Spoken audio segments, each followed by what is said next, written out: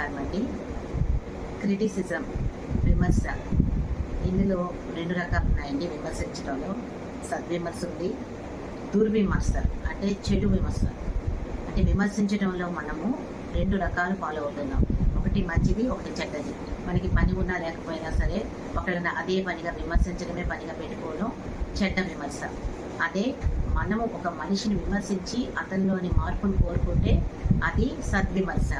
ఒక పాట బాగోలేదు అంటే దాన్ని ఇంకా అతను ఇంప్రూవ్ చేసుకోవాలి, లేదు అందులో ఇంకా మంచి రాగాలు పలికించాలి అని మనం సద్విమర్శ చేస్తే అవతల వ్యక్తి తన తప్పులు లోపాలు సవరించుకోవడం సద్విమర్శ అండి. అతను దాని ద్వారా అతను అభివృద్ధి సాధిస్తాడు. అదే దుర్విమర్శ అంటే మనం ప్రతి ఒక్క అవతల వాళ్ళు చేసే ప్రతి ఒక్క పనిలో కూడా మనం ఏదో ఒక తప్పులు ఎన్నుతూ అదొక రకమైన ఆనందం పొందుతుంటాము.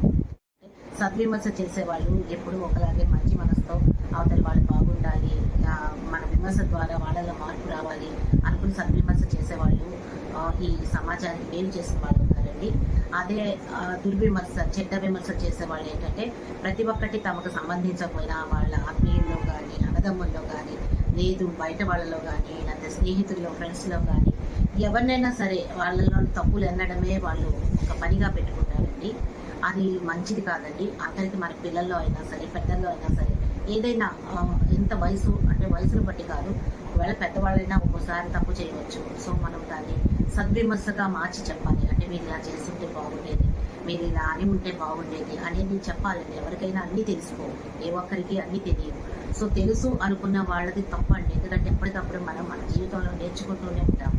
అలా మనం సద్విమర్శ, మనల్ని మనం కూడా సద్విమర్శ చేసుకుంటూ ఉండాలి. ఎందుకంటే ఎప్పటికప్పుడు సెల్ఫ్ జడ్జిమెంట్ ఉండాలి మనకి. ఎంతసేపు మనం కరెక్ట్, మనం చెప్పిందే వేదం, మనం చేసిందే శాసనం అని అనుకుంటే చాలా తప్పు అవుతుంది.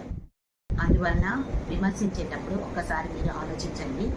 మంచి సంస్కారంతో మనం సద్విమర్శ చేస్తే అవతలి వాళ్ళు కూడా దాన్ని పాజిటివ్గా తీసుకొని వాళ్ళ లోపాలను సవరించుకునే అవకాశం ఉంటుందండి.